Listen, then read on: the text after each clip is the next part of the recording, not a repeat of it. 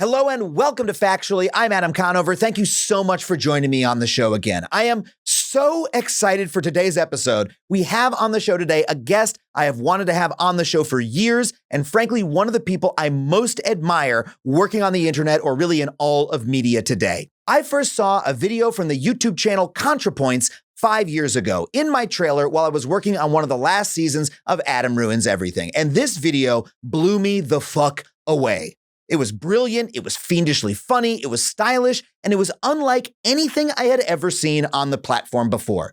In just 30 minutes, Natalie Wynn, the host of Contrapoints, explained the right-wing psychologist and self-help guru Jordan Peterson better than any piece of media I had ever come across. And from then on, every single one of her videos became a must-watch for me. What is so impressive about Natalie's work is that she doesn't just repackage other people's thoughts like so many people do on YouTube. No, she delivers original philosophical insight and analysis that is genuinely new. But rather than deliver that in a lecture room or a book, she puts them into video essays on YouTube that are watched massively. Her work has won her nearly 1.8 million YouTube followers, and she has also won a Peabody Award. Her work is genuinely a new form of media, serious philosophical work watched by millions on the biggest platform imaginable, and I could not be more excited to have her on the show today. But before we get into it, I just want to remind you that if you want to support this show and all of the fascinating conversations we bring you every single week,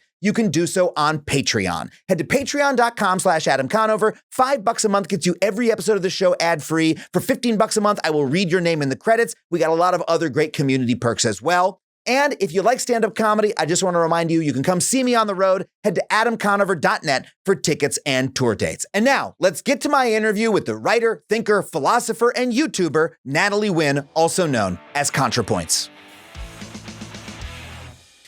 Natalie, thank you so much for being on the show. I'm thrilled to have you.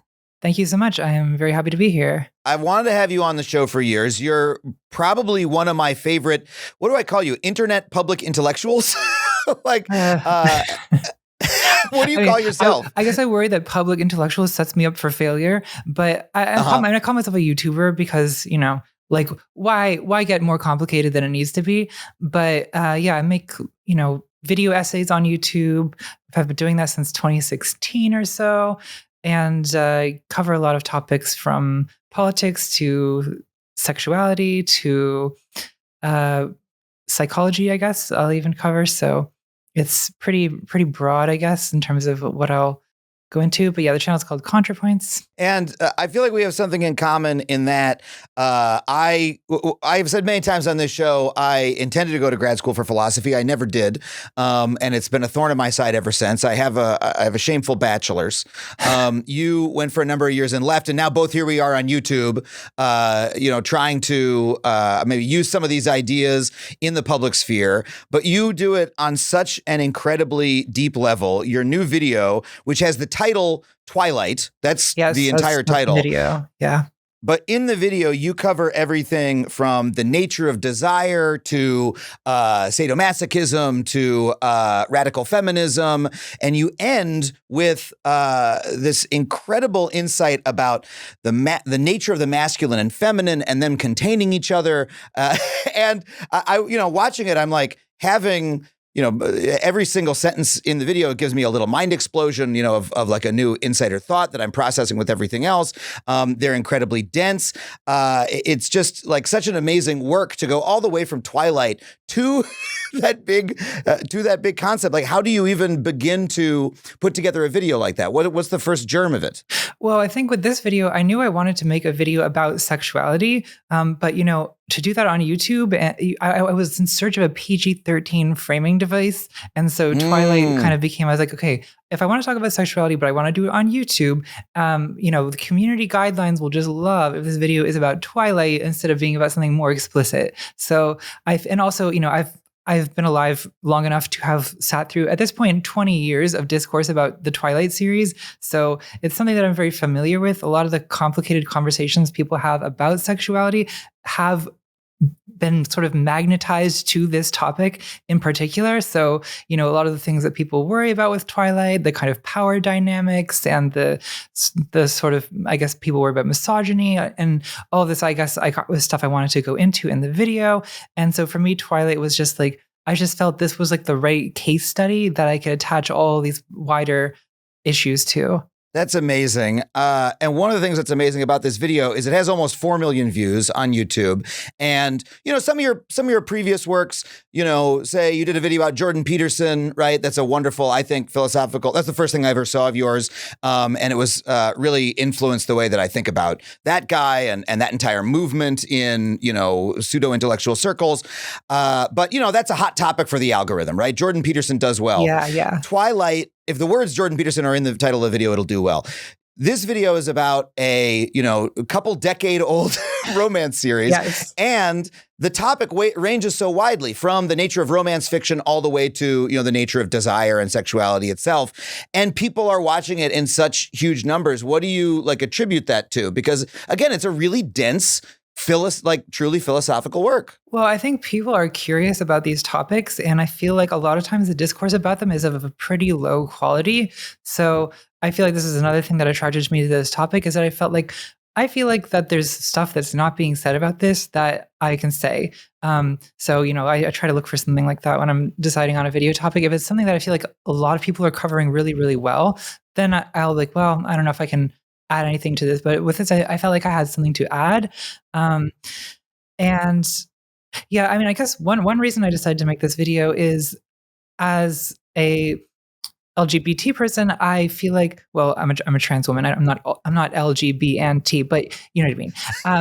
Yeah. I feel like people like me, we're very frequently asked these days to provide, to explain ourselves, explain your sexuality. Why are people gay? Why are people trans? Why are people? And I've spent some time on YouTube trying to do exactly that, but I feel like what I came to realize is we're trying to understand, people are trying to understand why people are gay or why people are trans, and no one even really understands heterosexuality very well yet. So it's why are we trying to do calculus before we've figured out arithmetic? So in a way, I think with Twilight, I want to do a video about heterosexuality, right? It's before we get really complicated with this and start talking about the sexuality of, trans people, why don't we figure out how a Mormon housewife's sexuality works in the case of Stephanie Meyer, right? Because I feel like we haven't even kind of cracked that code. So I guess I felt this was maybe a better introductory place for people to start thinking about sexuality than for demanding that marginalized people explain themselves to people who kind of don't even have the tools needed to understand it in the first place. That's so funny. Well, it's such a funny flip of the request too. Hey, queer person, explain yourselves to us. Well, no, how about me, a queer person, ask what the hell is up with you people? Yeah, explain exactly. What is up with your media is really weird. Because heterosexuality, sometimes, people might frame heterosexuality as boring or vanilla or whatever. Heterosexuality is actually extremely complicated, right? And you notice this, and it's also something that I think most queer people, we all kind of grew up being taught how to do heterosexuality in a way, right? So it's kind of the default that all of us are sort of are used to, and I think a lot of gay people even we kind of form our sexuality in response to heterosexuality in a sense, or sort of as a modification of tropes that come from heterosexuality. So I don't know whether you're obviously this all gets pretty controversial with in-community stuff that we probably don't want to get into here, but with terms like top and bottom or butch and femme, these terms are not the same as heterosexuality, right? These dynamics are not literally heterosexuality, but they obviously have some kind of resemblance to the kind of tropes that we sort of expect of a kind of dominant active man and a sort of submissive, maybe passive woman. That's kind of the stereotype of heterosexuality. It certainly comes up a lot in romance fiction, including Twilight. So I felt like that was kind of an interesting place to start with discussing sexuality, is just let's look at what's considered to be normal and see how actually complicated and strange the normal thing is. Well, I found that fascinating because I am heterosexual, or at least mostly heterosexual. We're all a work in progress. But, heterosexuality also, all of those norms and tropes were imposed upon me. And sometimes, I found myself, especially in the part of life I am now, going wait, what are those things? what, are those part of me, or were those things that were imposed, right? And so hearing you unpack desire, the nature of desire, submission, dominance, masculinity, femininity is incredibly fascinating. You have this concept that you keep going back to, DHSM, in the video over and over again. Can you tell us a little bit about what you mean by that? And for folks who haven't seen the video, go watch it. But, I'd love to give them a little bit of taste of what the themes are here. Sure, yeah. DHSM is an acronym that I made up for default heterosexual sadomasochism. I was thinking of like BDSM, and then I'll just make a, corresponding acronym that describes what I see as the kind of assumed sadomasochism of normative heterosexuality. So, we're all familiar with like heterosexual dating rituals, basically, where it's kind of expected that a man is going to take initiative and that a man is going to be more dominant, is going to kind of, lead in the dance of dating, right? Essentially, and also of sex. And I think that there's a whole complicated series of power dynamics baked into these assumptions, where it's assumed that sort of, you could take things like voyeurism, exhibitionism. It's assumed that men like to look and women like to be looked at. It's assumed that, men pursue and women are pursued. All kinds of dynamics like that. I in the video, I have a whole list of these binaries that basically are included. But I guess one of the questions is like, well, why is this? Is this the project basically of patriarchal conditioning, or is there something inherent to human sexuality itself that involves these binaries? And so all of that's stuff that I try to explore. And explore through the lens of Twilight, where all of these things are present, which is part of the controversy about Twilight, right? That it's putatively for children, or at least for young adults. Right. And yet it has these themes of dominance, submission, sadism, masochism, which feel like really inherently sexual and confusing to a lot of people, especially when it's like in the form of very popular fiction. And watching it, I literally just watched Twilight last night, unrelatedly. It was not quite research, but it certainly served well as it. And I mean, that stuff is in the movie, and in a very like stark, almost blunt way. Yeah, I think it's interesting how, because heterosexuality is considered so socially normal, like you can get away with like a shocking amount of like weird sex stuff in like young adult media, as long as you keep it hetero, right? And Twilight definitely like pushes that as far as it can. Obviously, like there was a decade ago, a controversy erupted around the Twilight fan fiction 50 Shades of Grey, which is explicitly a kind of sadomasochistic romance novel where what E.L. James, the author of 50 Shades, did basically is just pick up on all those themes that are already present in Twilight and kind of make explicit what was implicit in Twilight. So in Twilight, the plot is about, right, it's a male vampire, Edward, who falls in love with a human girl, Bella, and obviously part of the kind of sex appeal of vampires does have to do with this hierarchical dominance, right? The vampire is usually old, there's undertones of violence with the fangs and blood drinking. Rich, lives in a big castle, right? Right. Wearing cloaks everywhere, wealthy man. Yeah, it's inherently associated with like, and there's a few working class vampires, lost boys, but usually we're talking about an aristocrat, right? Someone who's sort of overwhelmingly powerful. And that seems to be intertwined with why people find something sort of sexually enticing about vampires.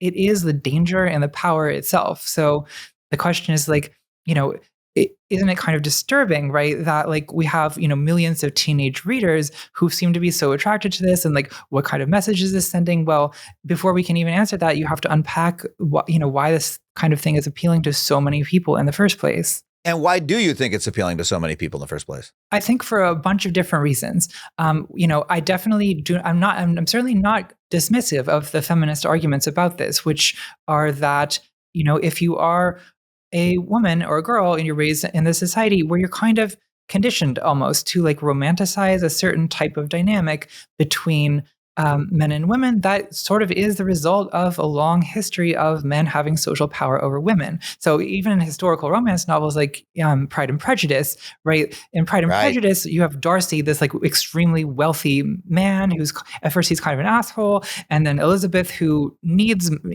because of the situation of her family, she needs the money, but she also wants a marriage of love. And so in Pride and Prejudice, the appeal of this power dynamic seems to derive in part from like the economics of the situation, where it's like, as a woman in the early 19th century, you kind of your economic fate is intertwined with who you marry. So it's not just it's hard to look at something like that and be like, oh, this is just nature, right? Women are just naturally attracted to powerful men. It's like, well, women have always been put in these situations where they kind of need men to provide for them. So under those conditions, obviously, most women are going to do the rationally self-interested thing of pursuing a man who is the only like plausible route that they have to economic stability and to any kind of power, right? But I also think that the kind of SM sadomasochistic dynamic has something to it that kind of transcends just the economic appeal, which is, I think that there's something about sexuality, about desire in general, that kind of likes sort of barriers and overcoming barriers. So I think one thing that I think about a lot with Twilight is, when you have this like hunter and prey, predator prey dynamic, I think that, poetry has often described love as like a hunt, right? And there's, it's a motif that goes like way back into the ancient world. You can think of myths like Hades and Persephone, where, you have, I think that when desire often feels like pursuit, right? And so I think that the metaphor goes kind of deeper than just economic imbalance. I do think that the reason why it so disproportionately seems to be, when people create romantic fantasies, the reason why it's usually a man pursuing a woman, I think that is largely social and economic. But I think that someone pursuing someone, that I think goes deeper. Right. Yeah. Right. There's a deeper like pattern in human sexuality or psychology or behavior that needs some kind of disparity, some kind of block in the way. I mean, you talk in the video about how, desire, you can specifically only desire something that you do not have, that once you acquire it, does the desire dissipates to some degree, that's the nature of it. And so you need those impediments. You also say that, I just wrote down this quote from the video, equality, like wisdom, is not exciting. that if Twilight had been there's a power dynamic. Oh no, we don't want power dynamics in our real relationships. So one might say. Yeah. But a perfectly equal relationship between Edward and Bella would not be necessarily worth writing a book about, nor might it be sexy to encounter in real life. Like that sort of perfect. Could you expand on that? Well, I think that you could certainly make, an egalitarian relationship exciting in fiction, but the way that you do that would be to put other kinds of barriers in the way. So, I mean, I guess you look at something like Romeo and Juliet as an obvious example, where Romeo and Juliet are, I guess, more or less socially equal, although, as like medieval man and woman, not really. But still, like, there's not quite the class element that there is in, say, Pride and Prejudice or in Twilight. But as a result of that, other barriers have to be involved, right? Their families are feuding, and that adds this dangerous, almost like, in this case, deadly element to their romance, right? Is that they are kind of risking everything for each other. There's different ways, I think, for an artist to accomplish that, but people do seem to find the danger of it exciting, right? And you can create that through the kind of vampire hierarchy, whereas like one person is sort of overwhelmingly dangerous to the other person. Or you can create it through like social circumstances where, for whatever reason, this romance is forbidden, right? But speaking more generally about equality, I do think that, even outside of fantasy, if you look at like role play and the kinds of like scenarios that, if you look at like the fan fiction people write or erotica, like it's very common to have situations of power imbalance. So I think that, I don't think it's impossible to make equality sexy, but I think that for a lot of people, a kind of fantasy scenario gets more exciting with the addition of some kind of power play. Right. And the nature of fantasy and sexual fantasy is something that you go into a great deal of detail about. You have a lot of insight into that. Fantasy is some way of like licensing ourselves to enjoy that thing while can you complete my thought? Yeah, I think that human sexuality needs fantasy to function. Like, I think that we all, well, I don't want to overgeneralize, but I think that for most people, they don't experience, I don't know, sexuality as this kind of purely animalistic thing, right? It's usually sustained by some kind of fantasy content, whether that's, I think the best way to encounter a lot of this is just to read a lot of like erotic fan fiction, for example, or to like, I don't know. I mean, you can also like, if you have the stomach for it, you can look at pornography and it's the variety of situations that, right, that people can cause and their fantasies. I feel like speaks to something in human sexuality that kind of needs something more than just sex, right? Sexuality is about more than just sex. Even the bluntest, Pornhub video that's just a video of two people going at it, at least the title will be like, stepmother, blah, blah, blah, blah. There's a scenario like in the title of the video, at least to just like give you a frame of who these people are to each other, what they might have in common. And, that might draw one person to the video more than another, depending on what you're into. And there has to be a reason for that, right? Like I think if people, they wouldn't be so many stepbrothers in pornography if it wasn't if it wasn't appealing to people for some reason, right? That is generating clicks. Why is that? Well, I mean, we could analyze why. I don't think it's because I don't think it is because most people have like some kind of secret unconscious longing for incest. I don't think that's why. I think the taboo is being used in this case, right? Incest is a taboo, is being used, although it's kind of hedged with the like step thing, right? We don't want to go too far, but like this element of like taboo is another factor that kind of increases the excitement by putting an additional barrier, right? Where like social norms are being shattered and desire is in some way like pushing through the norm. And that element of like overcoming a barrier always seems to be what's exciting. And I think that goes back to like this idea that desire is lack, or that you want what you don't have, or want what you're not supposed to be able to have. In a way, it's like the harder you have to, the more obstacles you have to overcome to get what you want, in a way, the more you want it, or the more exciting that it seems. Yeah. You also talk about fantasy. This is the most interesting part to me, as being a way of, okay, so people say about Twilight a lot, why is this the fantasy? This is a dangerous situation for, Bella to want someone who might want to kill her or hurt her and is barely holding back. Isn't that frightening? But you talk about fantasy as being a way of almost creating a safe place for the female character to enjoy a certain type of desire that would otherwise be dangerous. I might be, mutilating the point. Could you know what I'm talking about?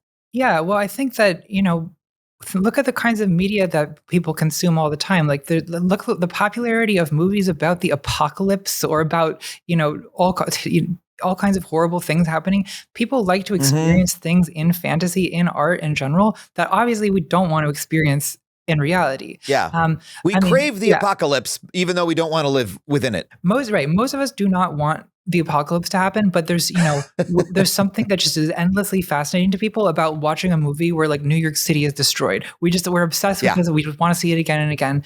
That's not, I don't think, because we actually want New York City to be destroyed, right? It's because I don't know. There's some part of it that's part of us that's sort of fascinated with at least the idea of destruction, right?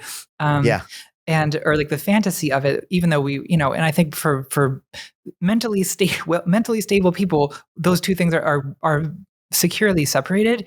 I do think that there's like a validity to the objection that, people who worry about media like Twilight being so popular or normal among teenagers, do teenagers have the media skills is the question, right? To understand, okay, like this is not depicting an actual relationship, right? Like this is not depicting an ideal. Like you don't want a real relationship with a vampire. That's this type of relationship is disastrous. If you're actually in a relationship with someone who wants to, drink your blood, or who wants to kill you, or whatever, that's a catastrophe if it actually happens. But in fantasy, again, these things sort of kind of become exciting, and the danger adds to the excitement. And I think that most readers of these things know that, right? I think most readers of dark romance novels are aware that what they're not consuming content that's like, ooh, this is a blueprint for how to live your life. Like most people know that when you read escapist fantasy, you don't actually want that to happen. But of course, you can always point to some people who don't have who aren't so good at making those distinctions between fantasy and what they really want. But I do think that it's unfair to malign the fantasy itself, because some people are sort of don't have like a good grip on the difference between fantasy and reality. Yeah, we all engage in fantasy, and yet, because it's a human thing to do, and yet there's this constant push to criticize the fantasies that other people have as being harmful while engaging in our own.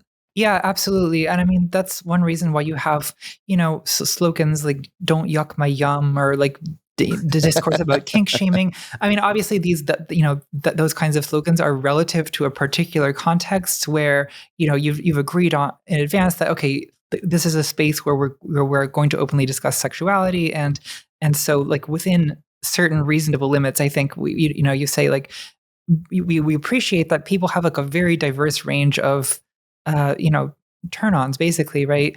And so what someone else might be into might seem like completely disgusting to you, but like, that's just how it is. Like, I don't know, the humans are very diverse. And human sexuality is like kind of amazingly diverse in a way, because since obviously this is something that does at some point have some kind of biological evolutionary history, but the psychology of it is significantly more complicated than biological function. Yeah, and a big theme in the video is how our sexuality is more flexible or more, less determined biologically than a lot of people think. You're pushing back against the idea of default heterosexual sadomasochism. A point that really spoke to me was you noted how a lot of men who are socialized to be dominant or to be the Edward in the situation, right?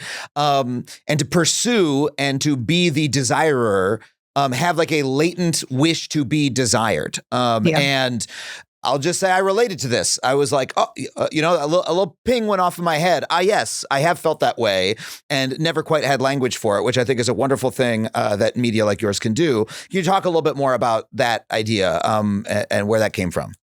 Yeah, this is something I've heard from a lot of individual men. I mean, I also think that when I'm doing research on videos like this, I will kind of browse across social media in search of relevant discussions.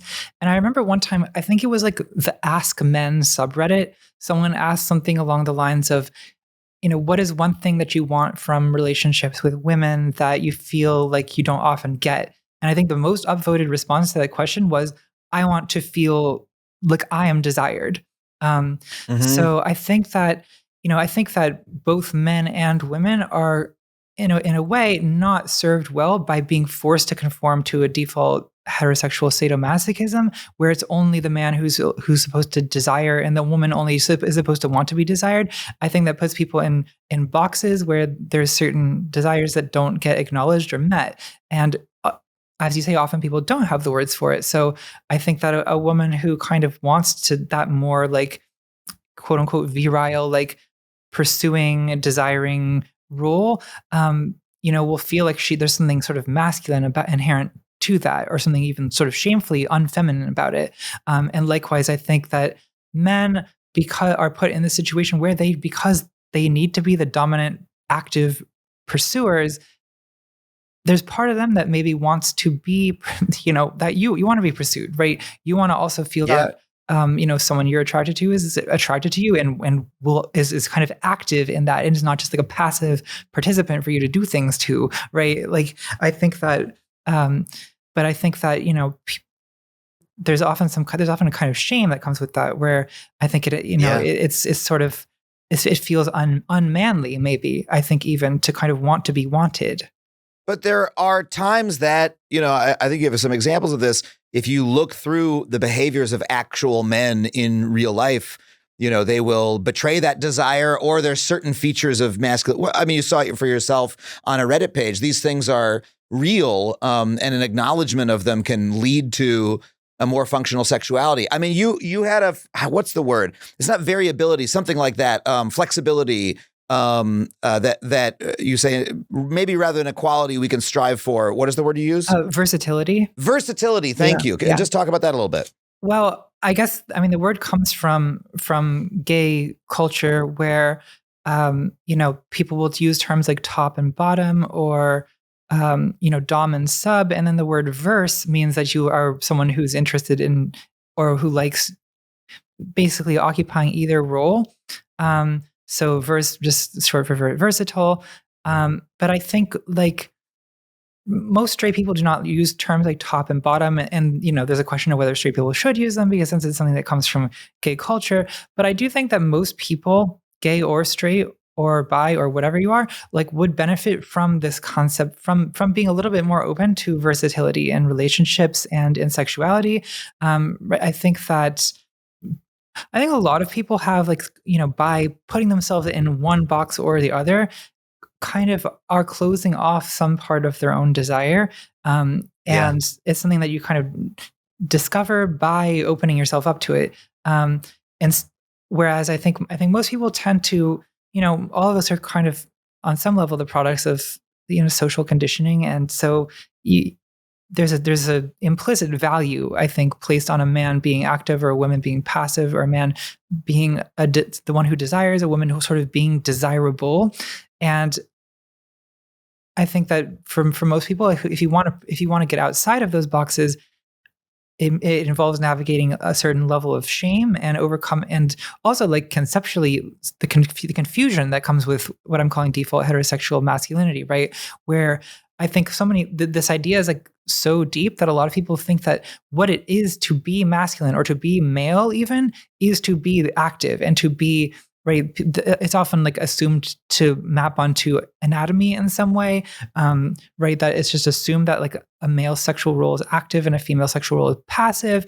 But I don't think that's psychologically the case. And I think that it comes across in things like, well, even if you just like look at like manosphere, like incel culture, for example, a lot of these, so if you read incel forums, they get really upset when someone suggests just hire a sex worker. Well, they don't want to do that. They don't want to hire a sex worker. Why? Because it's not really just about sex for them. They haven't really analyzed this maybe, but they want a woman to want them, right? They don't want to pay for it, right? They don't want this transaction because and maybe they feel like they can't say that or they don't know how to say it, but it's like they want to feel desirable. And that's something that they're sort of almost confused about, it seems.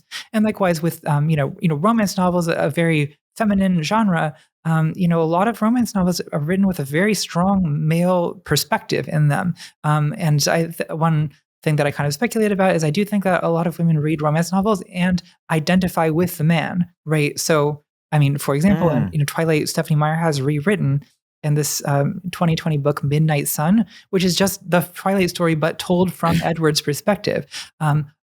It's common in mainstream romance novels even for the male's perspective to be included, I think because women have the kind of versatility, a lot of female readers have like the versatility of that, right? They like being able to identify with either side of this dynamic. Yeah, and I mean, that's in Twilight a little bit itself that, Edward has some, I think you would call archetypically feminine qualities. Like that's what, a lot of teenage boys were pissed about when the book came out, that like, oh, he's kind of like a feminized vampire in some way.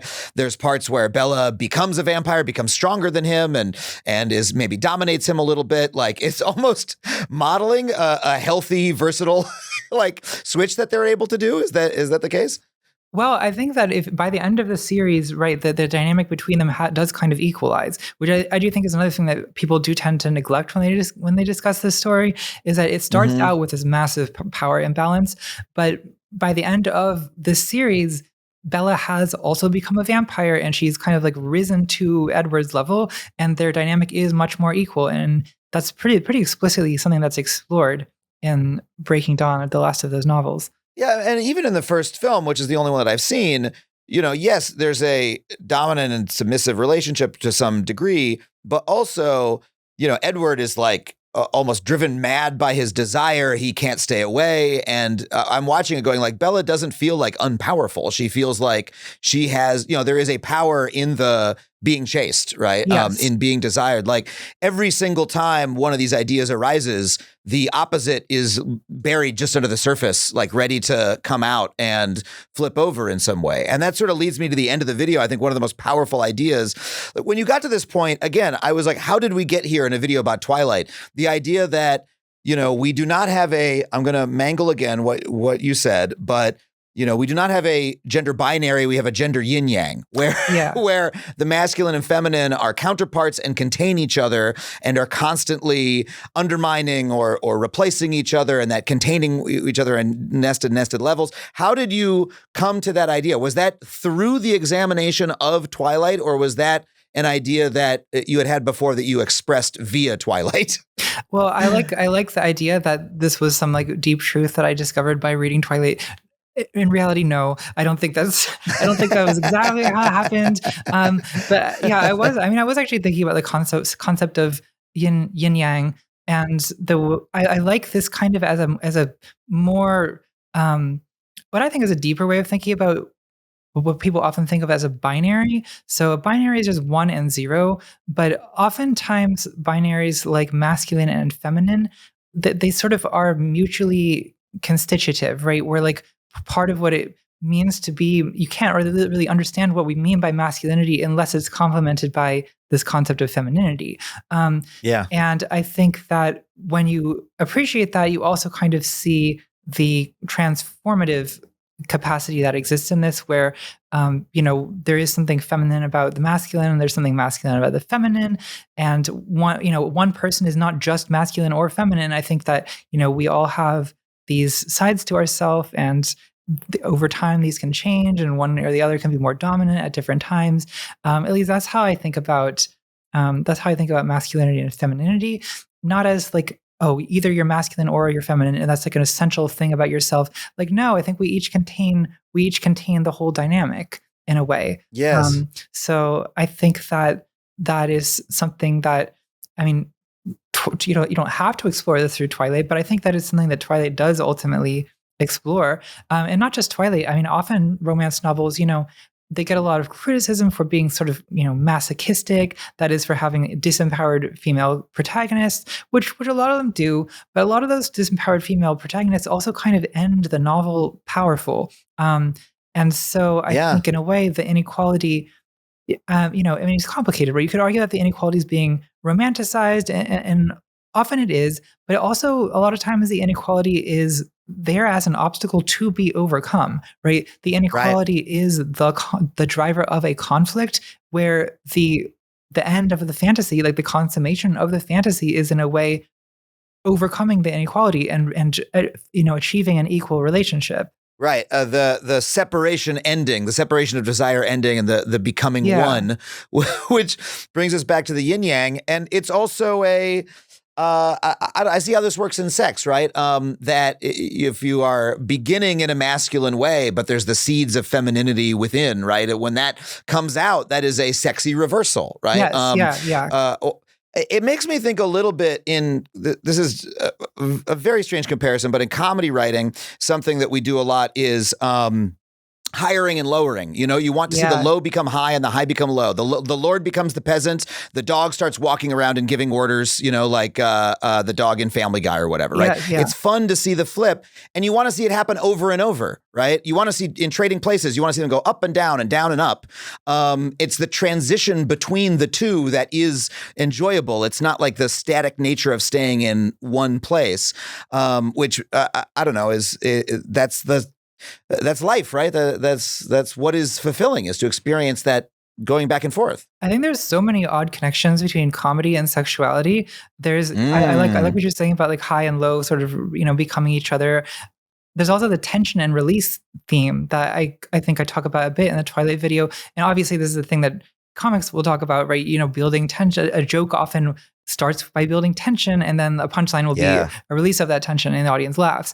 I think sexuality works that way too. The reason a romance novel usually has a kind of, I mean, there's a reason people like the historical romance novel, right? And part of it has to do with tension. There's more tension in a historical romance, oftentimes because of the barriers that setting involves, right? Everyone's wearing so many clothes. I mean, to be very literal about it, but also there's like social. Yeah. It's not just the bodice; it's the social bodice, right? There's rules about who can have a romantic relationship with whom, and those rules create they add to the tension between characters as the sort of stakes are higher. There's more that's key. The situation is high strung, right? It's tense, and that I think people find sexy. Obviously, hoping that eventually the tension is released, but in a way that it is kind of similar to a joke. Yeah, I mean, I love how comedy is similar to other genres. I often think about comedy as similar to horror in a lot of ways. Yeah. I've never considered how it's similar to romance, but it really is. That's so funny and surprising to me. Folks, did you know that learning actually makes a sound? It's true. Listen to this. That is the sound of you learning a new language with Babbel. Learning a new language can be one of the toughest yet most rewarding challenges out there. So if you are ready to dive in, make sure you are using the right tools to get the job done. See, Babbel isn't just a game masquerading as a learning app. It is crafted by real people for real conversations. With Babbel, you get tips and tools that are approachable and rooted in real-life situations, delivered through conversation-based teaching. This means that you'll be ready to put what you have learned into practice in the real world. And let me tell you something, the real world is where you want to put the language you learned through Babbel into use. I live in Los Angeles. A huge number of my fellow Angelinos speak Spanish, and that means because I am studying Spanish with Babbel, I can actually improve my daily life and the communication with people around me. It has really enriched my experience of the city I live in because now words that used to mean nothing to me mean something. I can speak to people I wasn't able to before, even just a little bit. It really makes a big difference. But you know what? You don't have to take my word for it. Studies from Yale, Michigan State University, and others show that Babbel is effective. One study even found that using Babbel for 15 hours is equivalent to a full semester of college. And look, I can't promise that it'll be easy, but you'll be glad you did it. And guess what? Here's a special limited time deal for Factually listeners. Right now, you can get up to 60% off of your Babbel subscription. 60%, but only for our listeners at babbel.com/factually. Get up to 60% off at babbel.com/factually. That's spelled BABBEL.com/factually. Rules and restrictions may apply. You also come to this point, though, about human sexuality. I think it's so beautiful. You're talking about, again, S&M and the fantasy and desire, but you come to this point about masculine and feminine containing each other. And one of the things I love that you say is, someone who is a masculine acting man or a trans person is not, appropriating someone else's sexuality. Masculinity and femininity are like, we all have them as humans. We are all, and they're all our, you don't say birthright, but they're all something that we are entitled to by virtue of our humanity. And that's such that's such a powerful point that spirals off in so many other directions, philosophical, political, and to get there from this place where you're talking about S&M and Twilight is fascinating to me. Yeah, I think that, people will often say, gender is different from race, but then without really specifying what that difference is. I think one of them has to do with the fact that, gender exists in some form in pretty much every human society that I'm aware of. I guess, I think gender does, in some ancestral way, of course, derive from the kind of generally dimorphic reproductive roles. But obviously, there's a lot more to gender than that. And in a lot of ways, gender has become, and for a long time, quite unhinged, I think, from directly being about reproduction. But I think that, unlike race or ethnicity, like within every human family, there is a man and a woman. Well, okay, not every human family, right? We can, of course. But again, I think that the origin of most people have a mother and a father, and I think that's the sort of origin of a lot of ideas about masculinity and femininity. And I think that no one person is like, just the result of. I guess I don't know. I guess there's probably some like monk somewhere who has never met a woman, but but I don't know. I do feel that most people contain some masculine and feminine element. And I think that to me, I see some level of androgyny as being I mean, I guess I'm kind of getting this from Virginia Woolf, right? Who says like, oh, a great writer is always androgynous, right? And the idea seeming to be that like to kind of fully perfect yourself as an artist, you need to be in touch with both the masculine and the feminine within yourself. And if things get too unbalanced, it leads to problems. So I think that applies not just to art, but also kind of to sexuality, where I guess I've tried it at times to force myself into one box or another. I've tried to be, to make myself more masculine, or tried to conform to like a very strict idea of femininity. And neither of those has ever worked for me. So maybe this is just me, in a way, philosophy is autobiography.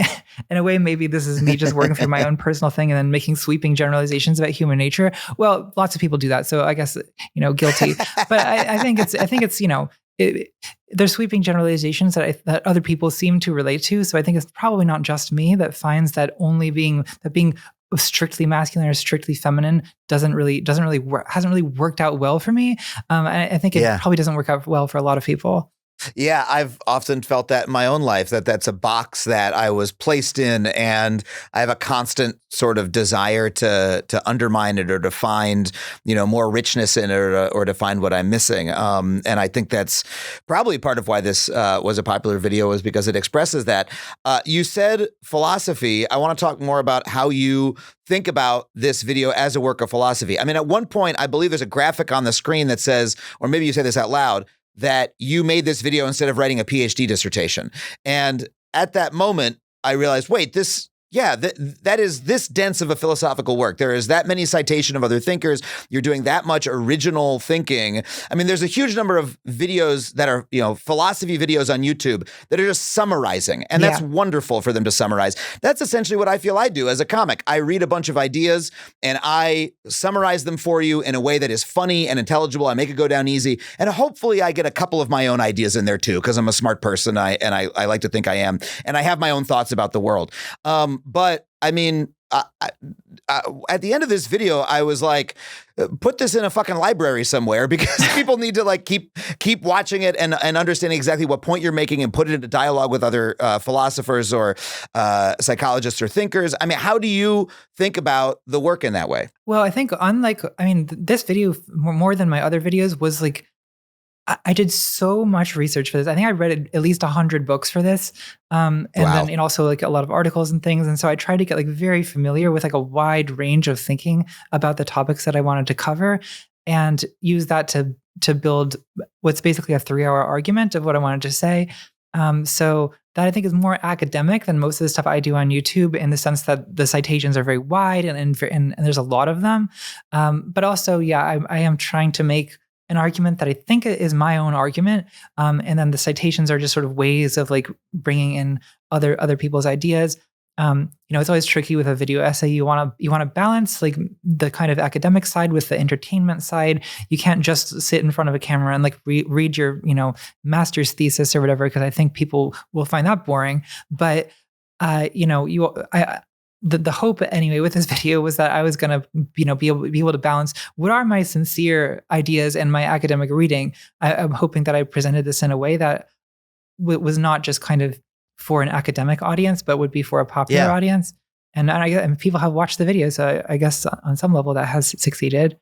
I know you left the world of academia years ago after spending some time there, but it really struck me with this video that you are doing work that one would strive to do in an academic setting. I have to imagine that there are people, in grad school or philosophy professors themselves who are thinking, my God, I wish my ideas, were able to get 3.7 million views on YouTube. Is that a world that you still want to interact with, or that you hope this video interacts with? Have you had outreach from, people who are working on similar ideas and issues in the world of the Academy? I have, yeah. It's been long enough now that I do sometimes miss the academic context. I mean, I think I kind of overdosed on it a bit when I was in my 20s. Like getting I got half of a philosophy PhD basically, and ended up quitting with a master's before writing a dissertation. But I think that I kind of coasted for a few years afterwards. I was like, well, I've basically spent most of my 20s with my face in a book. So now, I want to like say things with that to an actual audience. And I felt that I found the audience on YouTube. But I think a few years ago, I started worrying. I was like, it's been years now since I was taking classes or going to seminars, getting feedback from professors. I sort of started to worry. I was like, I'm going to start getting sloppy and boring in a sense if I don't. Well, not boring, but I guess I worried that I was going to get a little too detached from that like research foundation. So I with this project, I really wanted to make myself like go back to school in a way.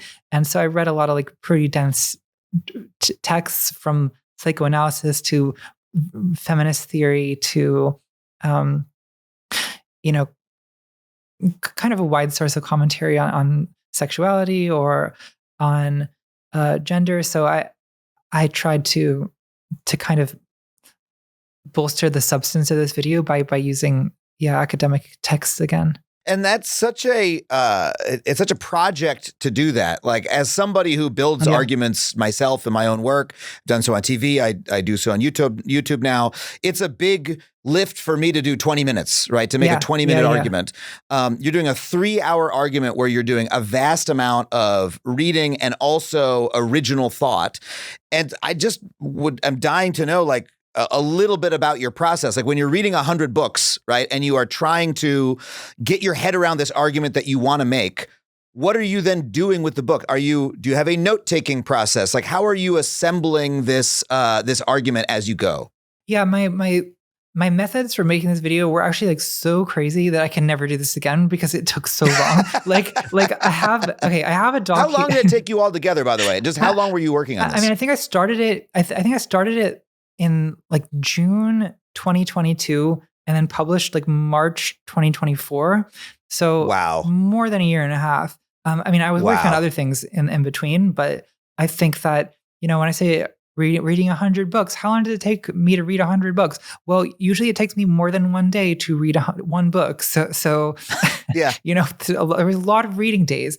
And I was writing down the quotes that I thought were interesting. I have a document on my computer that has more than 100,000 words of quotes and notes stuffed into it, which is just an insane. I mean, that's at least novel length as just a notes document. And then most of that, obviously, I didn't use because I way overdid the note taking. That's why I say I'm not doing that again, because there's probably a more efficient way to use time, which I'm trying to do, because I don't want to just make one video every year and a half. So I've got to find ways to be a little more efficient than that. But for this one project, I was like, I just felt like really committing to the bookish element of it. I made, I guess a one-time commitment to put in basically a year's worth of research. I really feel that making YouTube videos myself, the pull between spending as much time as you want on something and getting things out more quickly. I'm constantly trying to evaluate that myself with the work that I make. How do you think about, pace and, nurturing your audience on YouTube? Because, as you say, you are a YouTuber.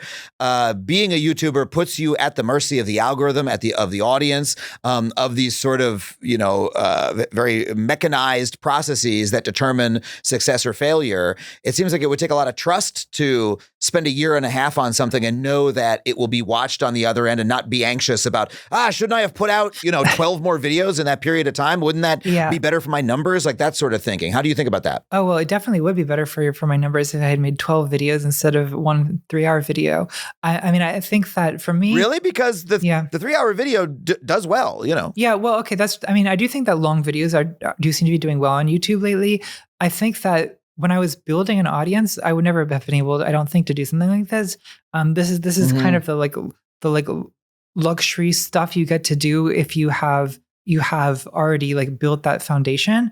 I definitely think there was like a period where I was kind of having to grind a little bit to get, videos at least every couple months. And because, at first you do worry a lot about like, is the audience even going to still be there?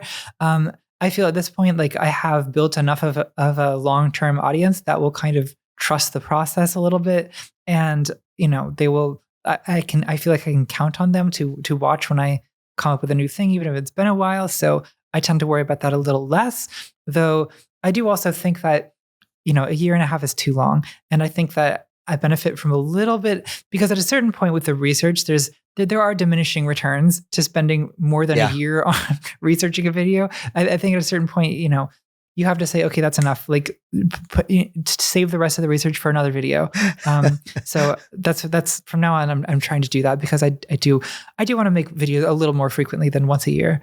Well, it's fascinating because you could have made just a video about, hey, I've been reading Twilight and there was a moral panic about this series and that misunderstands the nature of fantasy. And that would have been one great video that could have gotten 1 million views on its own. But that is one point within this massive edifice that you built.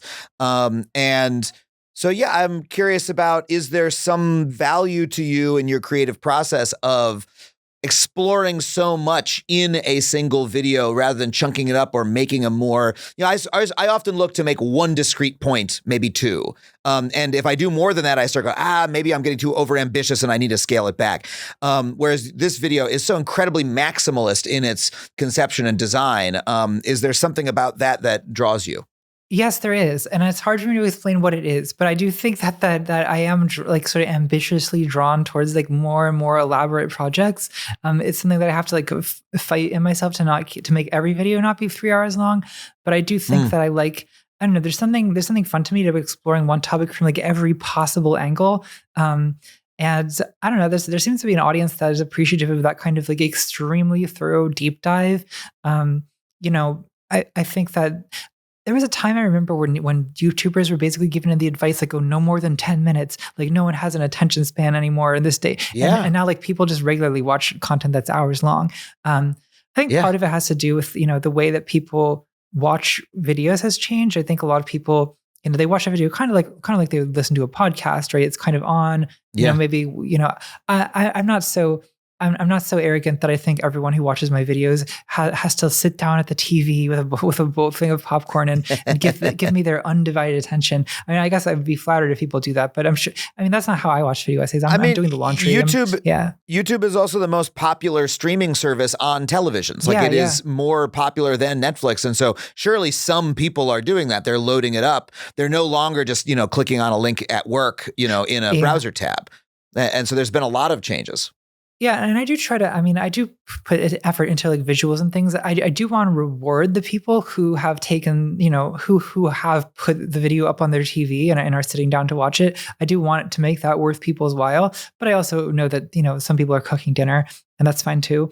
You make almost every element of these videos yourself, right? In addition to writing them, you also, my understanding is you're your own DP, you do your own lighting, you do your own editing. I believe you have other folks do the music. Do I have that basically right? Yeah, that's right. I definitely, people always ask me like, why are you doing this to yourself? Like, why don't you hire more people to do it? That was my next question, Natalie. You have the money to do it.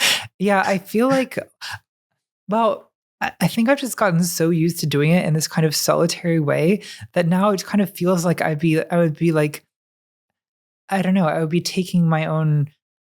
I feel like what people like about my videos probably is that I made them on some level.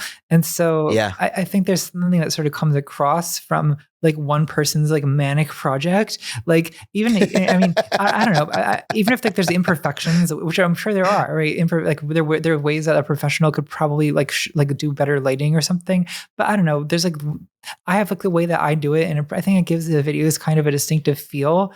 I just think it's something that people pick up on.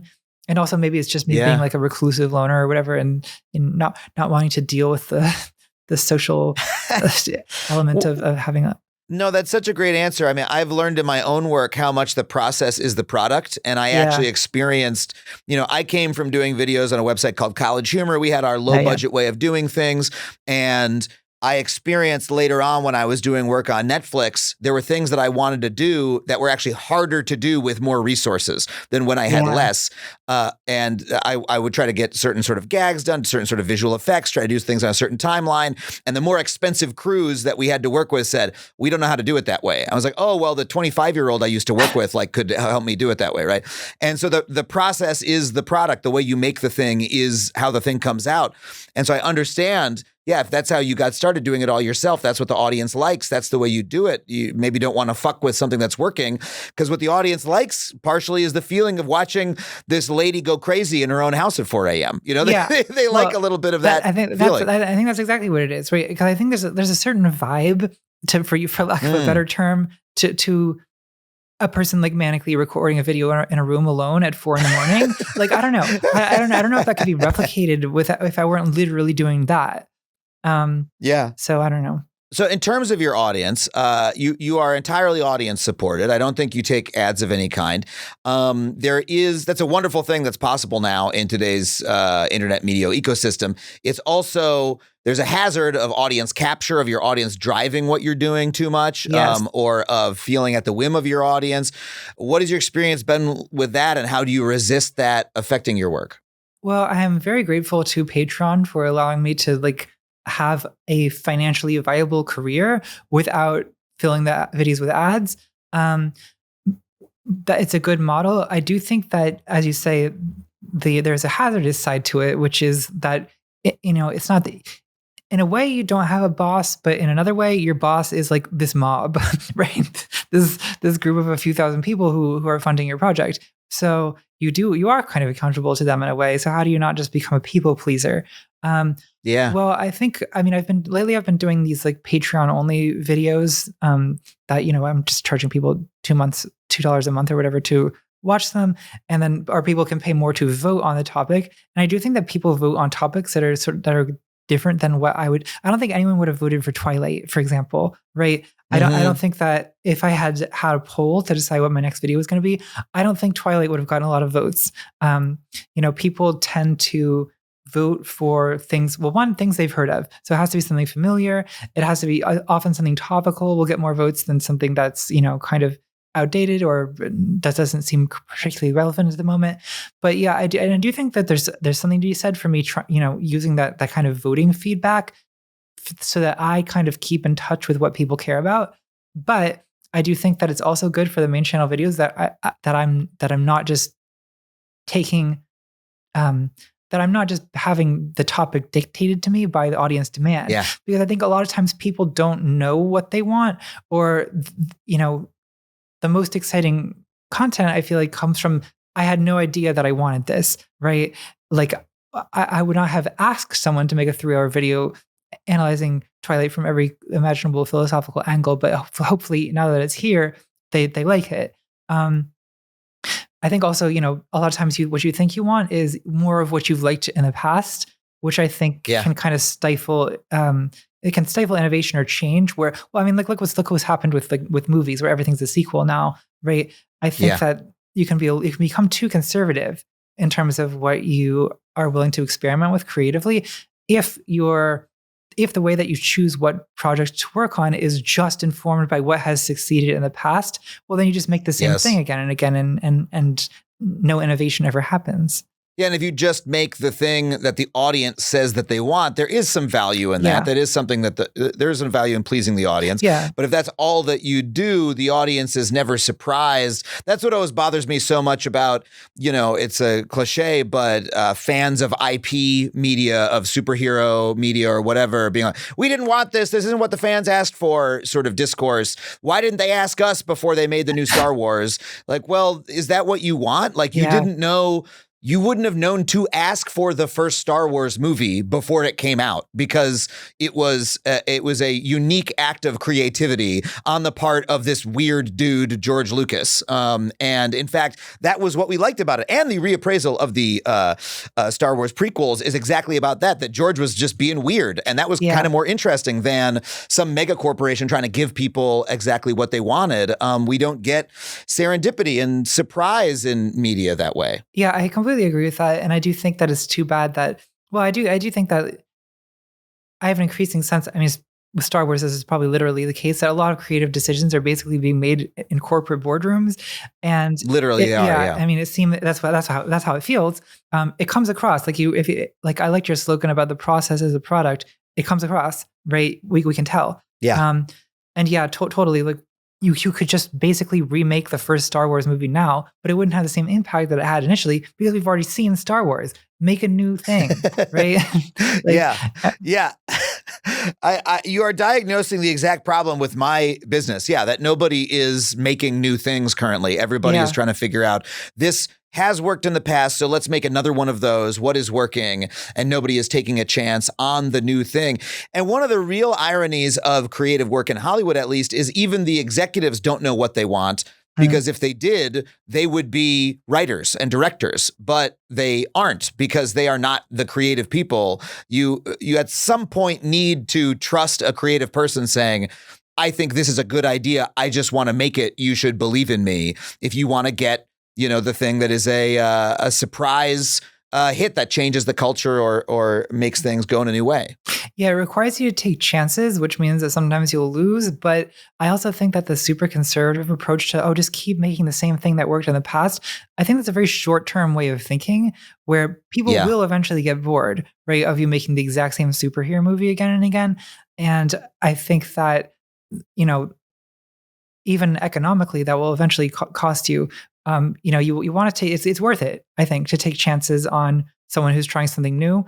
Sometimes it won't work, but when it does, it really pays off. Yeah, and that's why some of the best media brands are the ones that you get used to taking an interesting chance where, if this came out, HBO used to be like this. Oh, they put a lot of money into something. I don't know if it's for me. You know what? I'll watch a couple just because I have a certain expectation.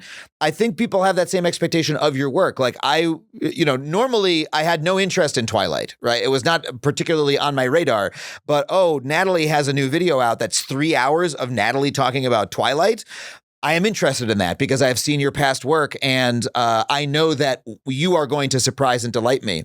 I love your approach of you're slaking the audience's thirst to have a say with your Patreon videos, and then you are separately using that to be able to fund your crazy passion products, which are the things that people actually want of you. That's a wonderful audience expectation to set. Yeah, and it does require me to have a level of trust in my own audience. Like I'm trusting them to trust me in a way. Like, I know you probably don't think you want a 3-hour video about Twilight, but I have an idea for one that I think you probably do want. Just let me do it, and then we'll see. I'm sure I will occasionally do projects that don't hit because no one has all hits. But I think that I think it's worth it to me to take the risk because I don't want to stultify. Yeah. Do you have bigger aspirations in media? Because look, in the field I'm in, I'm always like, my instinct is, how is that a TV show? Or how is that a movie? Or how is that just what's the bigger version of the thing, right? Which is a very capitalist fueled impulse that comes from the media environment that I have to work in because that's the life I live. Whereas you have absolute freedom. You're able to make a living and do what you want. And yet, this video is so ambitious. I'm curious if you just, is there more that you want to do and in what direction? Well, I'm pretty happy with the current process. I mean, is there more that I want to do? Yes. But I feel like the more that I want to do is not necessarily what most people imagine I would want to do.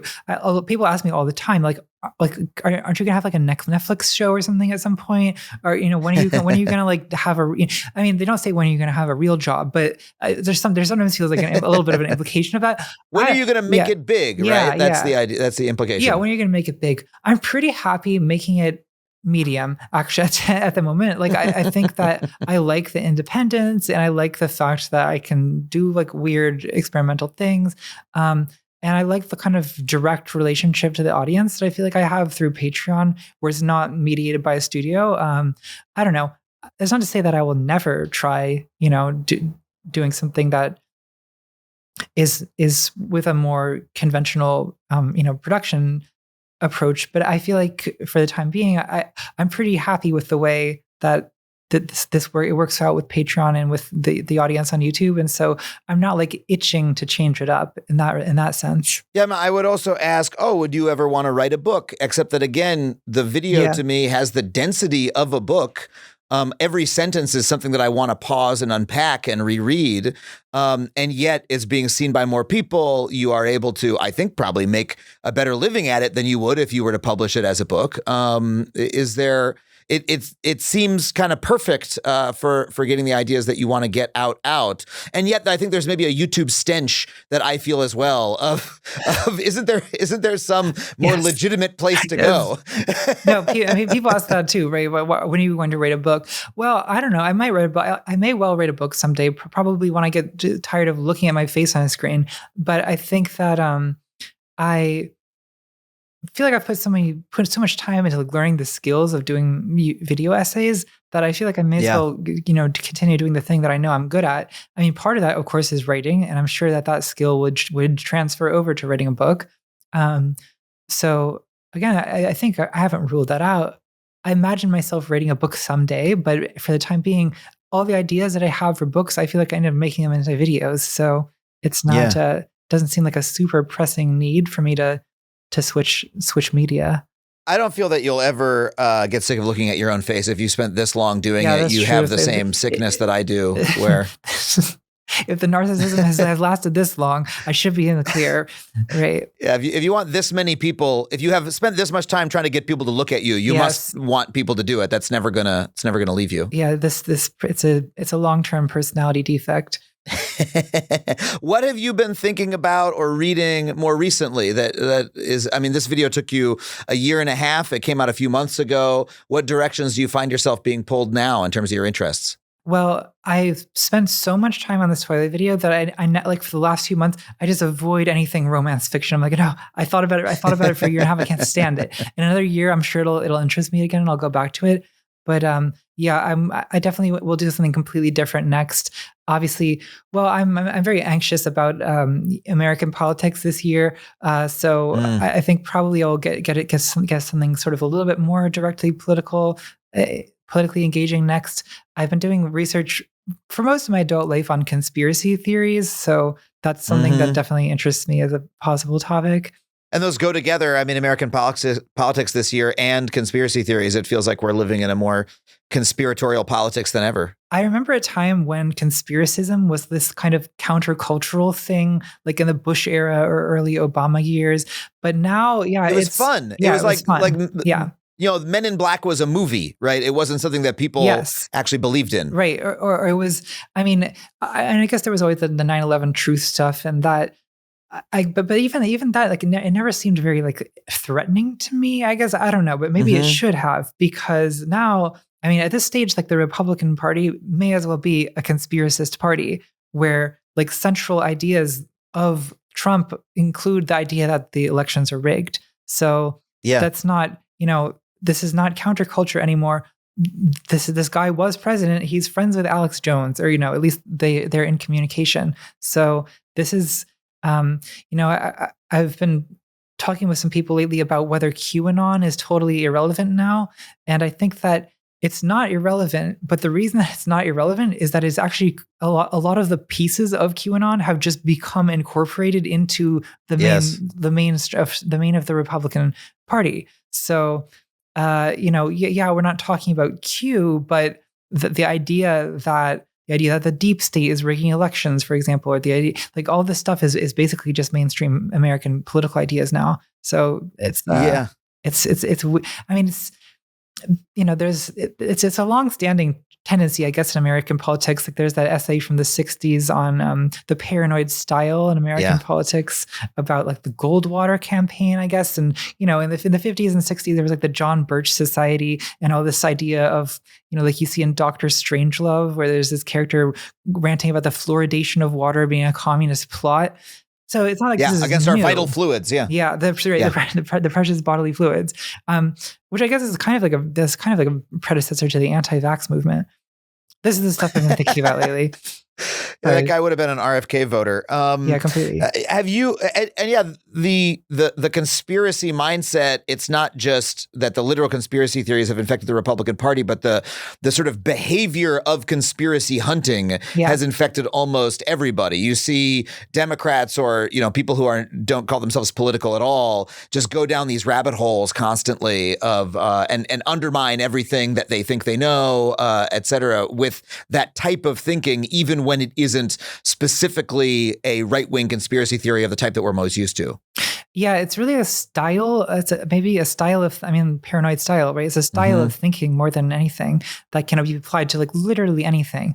I feel like it's gotten to a point where any significant event that happens in American or world politics or news will be kind of, it will have like a host of theories around it about how it's an inside job or it's a hoax or it's this and that, right? Right. I think it's just become the Kate Middleton photo is a perfect example of that, right? Taylor Swift will drop an album and there's people theorizing about how she's just secretly gay and she, right? It's like everything. Yeah, my friend, the very funny comedian Sammy Mowry said that Taylor Swift is QAnon for girls. That's their joke. Yeah, and people are like connecting the red string like between Taylor Swift songs. That is the accepted mode of consumption for the biggest mainstream pop artist in America is to treat her like you are uncovering a vast conspiracy. Right. She's dropping these like cryptic clues, and it's your job to go down the rabbit hole and figure out the truth.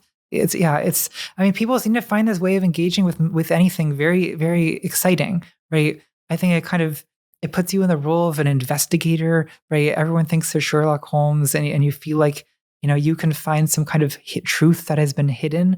I think that there's something, maybe this takes us back to the romance topic actually, because in a way, that desire to like find what is concealed or like overcome some kind of veil of illusion, I feel that in itself is a kind of like, tension and release type thing where why is a hidden truth is more exciting than an open truth, right? Yeah. Because there's this element of pursuit, of search involved. So it's exciting to discover a secret, I guess. And so people go looking for secrets anywhere. I literally have just been playing a video game called Animal Well that is entirely built around the search for secrets, and that's like that there's the motivating factor in the game, and that's sort of an odd thing to bring up, but it's literally what it reminded me of. Oh, I was doing this for fun just last week of like hunting. What does this mean? What does that mean? I love the connection though to. Or I believe you said in the video, this is just written in my list of quotes, you wrote philosophical questions can never be definitively answered as being part of their allure, I think, and like our desire to answer them. They can't be definitively answered, so we're always questing after them. Is that correct? Am I misrepresenting I think that's part of the appeal of philosophy is that we're asking these big questions that seem to defy definitive solution. Yeah. And so I think that is part of what's exciting about it is the desire to find out something that seems like it's always eluding us. Yeah. So I wanted to ask, because this is a question of perpetual fascination for me, what do you think it is that philosophy does? Because there's often, a realization I had after being very, very intent and fascinated by philosophy for many years. I realized, hold on a second. Exactly this. None of these questions are ever answered. People are still arguing with Plato and Descartes and every philosopher for hundreds of years. And so isn't that shameful that philosophy never makes progress in the way that science does? I've read essays to that effect. I was talking to the philosopher Quil Kukla about this, and they said that what they think it indicates is that philosophy is more of an art than a science or a practice. I'm just curious how you think of it. Like, what is the thing that you are trying to do when you are answering these questions if they can never be definitively answered? Well, I think it does a lot of different things. One thing it maybe does is take a mystery and then clarify the mystery so that even if you don't have a definitive answer, you at least have a better understanding of what it is that you don't understand. And I think another thing it can do is kind of, again, like sort of clarify concepts that are kind of murky or sort of bring out something that's sort of implicit and make it explicit in a discourse. So, this I think has a potential to be useful to science, right? At least in certain, fields where maybe there's a question of,